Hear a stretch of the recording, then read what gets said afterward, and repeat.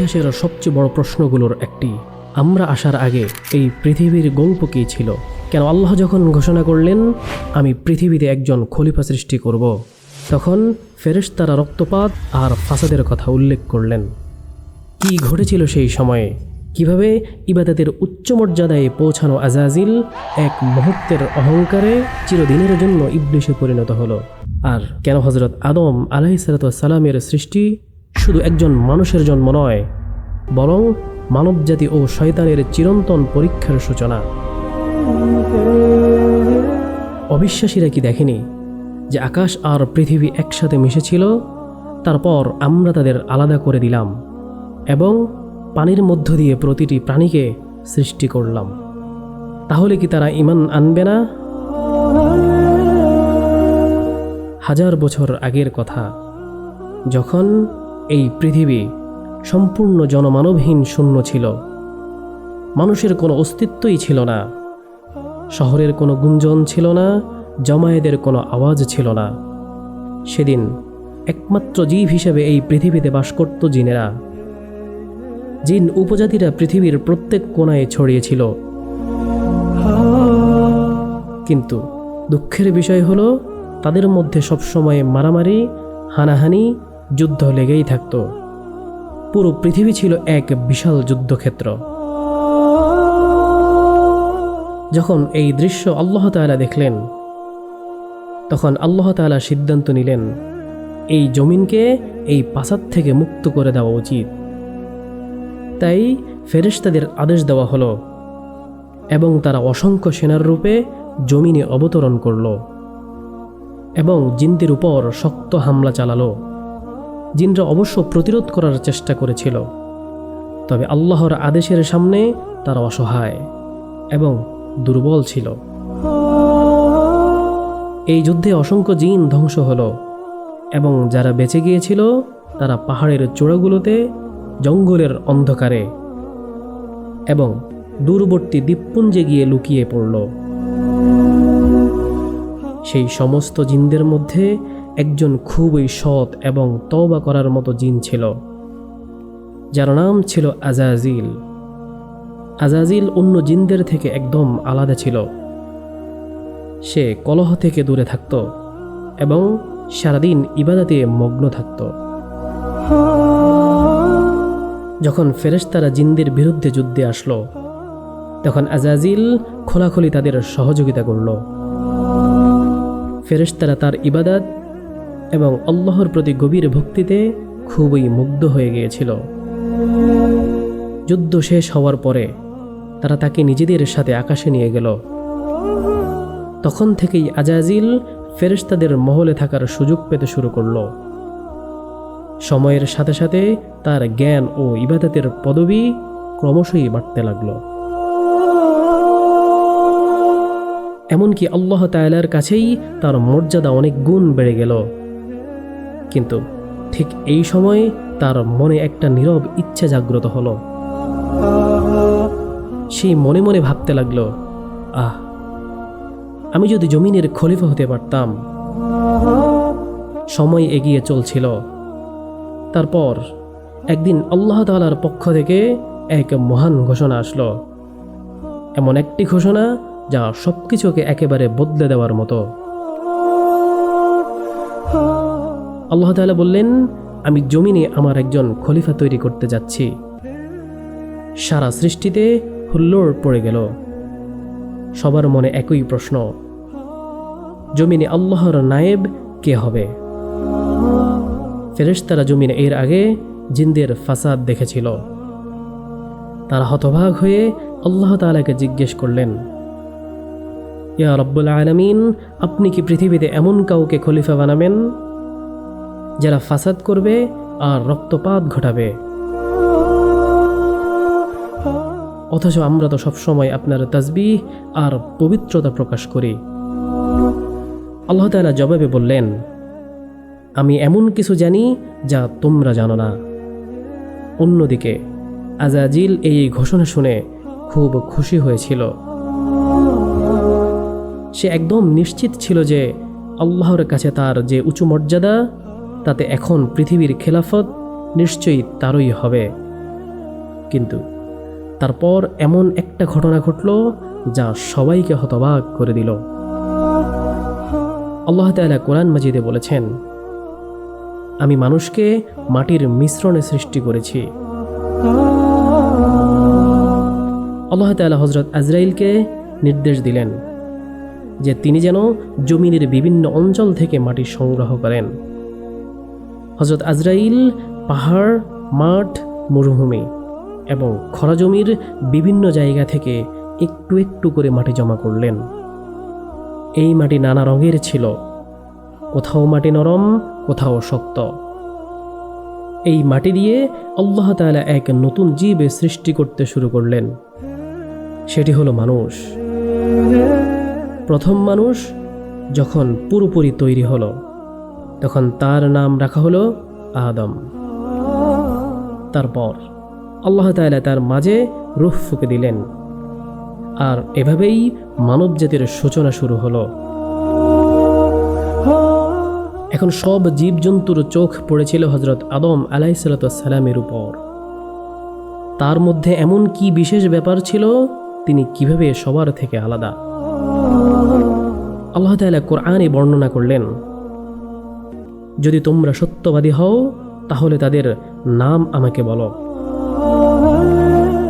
আল্লাহ তাআলা হযরত আদম আলাইহিসসালামকে বিশেষ জ্ঞান দিতে শুরু করলেন, এমন জ্ঞান যা এর আগে কখনো কাউকে দেওয়া হয়নি, না ফেরেশতাদের না জিনদের। এখন এই ইলম নিয়ে পরীক্ষা নেওয়ার পালা এলো। আল্লাহ তাআলার পক্ষ থেকে ফেরেশতা আর হযরত আদম আলাইহিসসালামের পরীক্ষা নেওয়া হলো। তারা বলল, তুমি পবিত্র, আমাদের তো শুধু এইটুকুই ইলম আছে যেটা তুমি আমাদের শিখিয়েছ।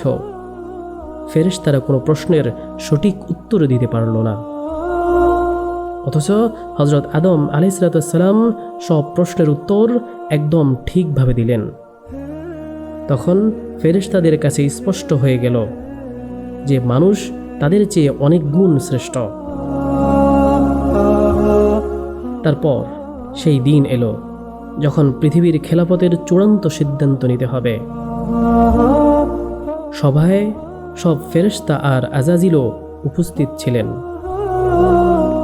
আজাজিলের মনে মানুষের বিরুদ্ধে হিংসার আগুন জ্বলে উঠছিল, কিন্তু সে তার ইবাদত নিয়ে খুব গর্বিত ছিল আর ভাবছিল, আদম তো মাটির তৈরি আর আমি আগুনের তৈরি, নিশ্চয়ই আল্লাহর কাছে আমি বেশি মহান, খেলাফত তো আমারই মিলবে। তারপর আল্লাহ তাআলা তার ফয়সালা ঘোষণা করলেন যে পৃথিবীতে তার খলিফা হবে মানুষ। আজাজিলের উপর এই খবর বিদ্যুতের মতো আশ্রয় পড়ল। সে ধাক্কা খেল, তার চোখ ঘৃণা ও রাগে লাল হয়ে উঠছিল। তখন আল্লাহ তাআলা সমস্ত ফেরেশতাকে এবং আজাজিলকে আদেশ দিলেন, আদমকে সেজদা করো। আল্লাহ তাআলার এই হুকুম পাওয়ার সাথে সাথেই সমস্ত ফেরেশতা তাৎক্ষণিক সেজদায় লুটিয়ে পড়লেন, শুধু আজাজিল ছাড়া। কারোই সাহস ছিল না আল্লাহর হুকুমের বাইরে যাওয়ার। কিন্তু সেই দুর্ভাগা গর্দান উঁচু করে রাগ ও অহংকারের সাথে দাঁড়িয়ে রইল। আল্লাহ তাআলা জিজ্ঞেস করলেন, কোন জিনিসটি তোমায় আটকালো যে তুমি সেজদা করলে না? আমি তো তোমায় হুকুম দিয়েছিলাম। ইবলিস গর্ব করে উত্তর দিল, আমি কখনোই এই মাটির তৈরি আদমের সামনে সেজদা করব না। আমি আগুন থেকে তৈরি, শক্তিশালী, আর ও তো মাটির তৈরি। আমি তার থেকে এগিয়ে। তুমি আমাকে আগুন দিয়ে সৃষ্টি করেছ আর ওকে মাটি দিয়ে। আল্লাহ তাআলা অত্যন্ত রেগে গিয়ে বললেন, এখান থেকে চলে যাও, তোমার এখানে থাকার কোনো অধিকার নেই। নিশ্চিতভাবে তুমি নিম্ন স্তরের একজন। এখন সে আজাজিল থেকে ইবলিস হয়ে গিয়েছিল, কিন্তু লজ্জিত হওয়া বা তওবা করার বদলে সে আল্লাহর কাছে একটা আশ্চর্য অনুরোধ করল, আমাকে কিয়ামত পর্যন্ত সময় দাও, যেদিন মানুষগুলোকে কবর থেকে উঠানো হবে। আল্লাহ তাআলা বললেন, যাও, তোমাকে সময় দেওয়া হলো। কিন্তু ইবলিশ সেখানে আরেকটা ঘোষণা করল, যা একটা চ্যালেঞ্জ ছিল, একটা ষড়যন্ত্রও ছিল।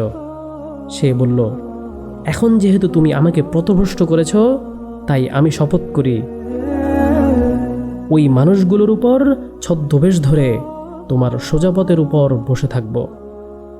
তারপর আমি তাদের চারদিক থেকে আক্রমণ করব, তাদের সামনের দিক থেকে, তাদের পেছনের দিক থেকে, তাদের ডান দিক থেকে, তাদের বাম দিক থেকে। আর তুমি তাদের মধ্যে অনেককেই কৃতজ্ঞ পাবে না। আল্লাহ তাআলা মহান গৌরবের সাথে বললেন, এখান থেকে বেরিয়ে যাও, লজ্জিত ও তিরস্কৃত হয়ে। যারা তোমার পেছনে চলবে ওরা তোমার সঙ্গী হবে, এবং আমি তোমাদের সবাইকে দিয়ে জাহান্নাম পূর্ণ করে দেব। ঠিক এই রকম অত্যন্ত লজ্জিত হয়ে খোদার দরবার থেকে বেরিয়ে গেল সে। ইবলিশ রাগ আর প্রতিশোধের আগুনে পুড়তে লাগল। হযরত আদম আলাইহিসসালাম জান্নাতে থাকতে লাগলেন। সেখানে সব রকমের নিয়ামত ছিল। হে আল্লাহ, আমি তোমার শুকরিয়া জানাই যে তুমি তোমার নেক এবং প্রিয় বান্দাদের মাঝে আমাকে অন্তর্ভুক্ত করেছ। তবুও তিনি একা অনুভব করছিলেন। আল্লাহ তাআলা তার একাকিত্ব দূর করার জন্য তার স্ত্রী হযরত হাওয়া আলাইহিসসালামকে সৃষ্টি করলেন। তিনি তার সঙ্গিনী হলেন। এখন হযরত আদম এবং হযরত হাওয়া দুজনেই খুশিতে জান্নাতে থাকতে লাগলেন। আল্লাহ তাআলা নির্দেশ দিলেন, হে আদম, তুমি আর তোমার স্ত্রী জান্নাতে থাকবে। যেখানে ইচ্ছে যাও, যা ইচ্ছে খাও, আনন্দে থাকো, কিন্তু এক গাছের কাছে যেও না, না হলে তুমি জালেমদের দলে পড়ে যাবে। জান্নাতের চারিদিকে ছিল অনন্ত সুখ, আরাম আর শান্তি। শুধু একটা গাছ ছিল যার কাছে যাওয়া আল্লাহ তাআলা নিষেধ করে দিয়েছিলেন। কিন্তু শয়তান, যাকে আগেই জান্নাত থেকে বের করে দেওয়া হয়েছিল, হযরত আদম আলাইহিসসালামের প্রতি হিংসা ও শত্রুতায় পড়ছিল। সে চেয়েছিল আদম ও হাওয়া আলাইহিসসালাম নাফরমানি করুক, যেন ওর মতো ওরাও জান্নাত থেকে বিতাড়িত হয়। তাই সে চুপচাপ এসে হযরত আদম ও হাওয়ার হৃদয়ে সন্দেহ জন্মাতে শুরু করল। সে তাদের বলল, যদি তোমরা এই গাছের ফল খাও তাহলে চিরকাল জীবিত থাকবে। তোমরা জান্নাতের সব গাছের ফল খেতে পারো, কিন্তু কখনো কি ভেবেছ কেন তোমাদের এই এক গাছ থেকে বিরত রাখা হয়েছে? তোমরা ফেরেশতা হয়ে উঠবে, তোমাদের কখনো মৃত্যু হবে না। এই গাছটা হলো শজরে খুল, অর্থাৎ চিরজীবন দেয় এমন গাছ। ইবলিশ অনেক মিষ্টি কথা, চালাকি ও ভান করে জানালো যে সে তাদের মঙ্গলের কথাই ভাবছে। বারবার বলতে লাগলো, আমি তোমাদের ভালোই চাই, আমার কথা শোনো, মেনে নাও, ওই গাছের ফল খাও, দেখবে তোমাদের কি চমৎকার উচ্চ মাকাম হবে। হযরত আদম ও হাওয়া কখনো মিথ্যা কথা শুনেনি এবং কখনো কারো মুখে আল্লাহর নামে মিথ্যা শপথ ও দেখেননি। তাই তারা ধোঁকায় পড়ে গেলেন এবং সেই গাছের ফল খেয়ে ফেললেন। এটাই সেই মুহূর্ত যা সব কিছু বদলে দিল। আল্লাহর আদেশ ভঙ্গ হয়ে গেল। তারা ফল খাওয়ার সাথে সাথেই জান্নাতের নুরানি পোশাক তাদের শরীর থেকে সরে গেল এবং তারা লজ্জায় জান্নাতের পাতার আড়ালে নিজেদের লুকাতে লাগলেন। আল্লাহ হযরত আদমকে ডাকলেন, আমি কি তোমাকে এই গাছ থেকে নিষেধ করিনি? তখন তারা এই বলে তওবা করলেন, রব্বানা যালামনা আনফুসানা ওয়া ইন লাম তাগফির লানা ওয়া তারহামনা লানাকুনান্না মিনাল খাসিরিন। হে আমাদের রব, আমরা নিজেদের উপর জুলুম করেছি যদি আপনি আমাদের ক্ষমা না করেন এবং আমাদের উপর করুণা না করেন, তাহলে আমরা অবশ্যই ক্ষতিগ্রস্তদের অন্তর্ভুক্ত হব। হযরত আদম ও আম্মা হাওয়া যখন এই দোয়া করতে লাগলেন, তখন আল্লাহ তাআলা তাদের তওবা কবুল করলেন এবং তওবার দরজা চিরতরে উন্মুক্ত করে দিলেন। তারপর আল্লাহ তাআলা বললেন, এখন তোমরা সবাই মানুষ ও শয়তান জমিনে নেমে যাও। তোমরা একে অপরের শত্রু হবে, সেখানে তোমাদের নির্দিষ্ট একটা সময় পর্যন্ত থাকবে এবং সেখানে জীবনযাপন করতে হবে। হযরত আদম ও হযরত হাওয়াকে জান্নাত থেকে নামিয়ে সেই মাটির উপর পাঠিয়ে দেওয়া হলো, কিন্তু তারা মাটির আলাদা আলাদা জায়গায় নেমে আসলেন। হযরত আদম আলাইহিসসালাম ভারতে নেমে এলেন একাকী ও একা, আর হযরত হাওয়া আলাইহিসসালাম জেদ্দায় নেমে এলেন অনেক দূরে অনেক দূরে। তারা একে অপরকে খুঁজতে লাগলেন। মনটা অস্থির ছিল, চোখে জল, চারিদিকে শুধু একটাই ডাক, কোথায় তুমি? দিনের পর দিন, সপ্তাহের পর সপ্তাহ, মাসের পর মাস কেটে গেল। হযরত আদম আলাইহিসসালাম চলতে চলতে খুঁজতে লাগলেন। হযরত হাওয়া আলাইহিসসালামও তার জন্য ব্যাকুল হয়েছিলেন। তারপর একদিন আল্লাহর দয়ায় সেই কাঙ্ক্ষিত মুহূর্ত এসে গেল। দুজন এমন এক জায়গায় চোখ মেলালেন যেখানে হৃদয় চিনতে পারল। পা দ্রুত হয়ে গেল এবং সেই পবিত্র পাহাড়ে দুজন আবার মিলে গেলেন। চোখের জলে ছিল কৃতজ্ঞতা, দোয়ায় ছিল আনন্দ। আর এই কারণেই আজও হজের সময় লাখ লাখ মুসলমান আরাফার ময়দানে জমায়েত হয়, যেখানে মানবতার প্রথম মা বাবা আবার মিলিত হয়েছিলেন। এই পৃথিবীতে এসে সব কিছু আলাদা ছিল। এখানে এসে প্রথমবার তারা ক্ষুধার অনুভূতি পেল, প্রথমবার চাষাবাদ করলো, রুটি বানালো এবং তারপর পেট ভরল। হযরত ইবনে আব্বাস রাদিয়াল্লাহু তাআলা আনহু বলেন, পৃথিবীতে অবতরণের পর হযরত জিবরাইল আলাইহিসসালাম হযরত আদমের কাছে এসে পৌঁছালেন। তার সঙ্গে গমের 7টি দানাও ছিল। হযরত আদম জিজ্ঞেস করলেন, হে জিবরাইল, এগুলো কি? হযরত জিবরাইল আলাইহিসসালাম বললেন, এগুলো সেই গাছের ফল যা খেতে আপনাকে নিষেধ করা হয়েছিল, কিন্তু আপনি তা খেয়ে ফেলেছিলেন। হযরত আদম বললেন, এখন এই দানাগুলো দিয়ে আমি কি করব? হযরত জিবরাইল বললেন, এগুলো মাটিতে রোপণ করুন। হযরত আদম আলাইহিসসালাম দানাগুলো মাটিতে রোপণ করলেন। কিছুদিন পর সেগুলো গাছ হয়ে গেল। হযরত আদম ফসল কাটলেন, দানাগুলো পরিষ্কার করলেন, তারপর সেগুলো গুঁড়ো করে ময়দা মেখে রুটি বানালেন। এভাবেই হযরত আদম আলাইহিসসালাম জমিনে পরিশ্রম করে খাবার খাওয়ার উপায় শিখলেন। ঠিক তেমনি হযরত আদম আলাইহিসসালামের প্রথম পোশাকও হযরত জিবরাইল আলাইহিসসালামের সাহায্যে তৈরি হয়েছিল। সেটি বড়ার পশম থেকে বানানো হয়েছিল। প্রথমে পশম কাটা হলো, তারপর চরকায় সুতো কাটা হলো।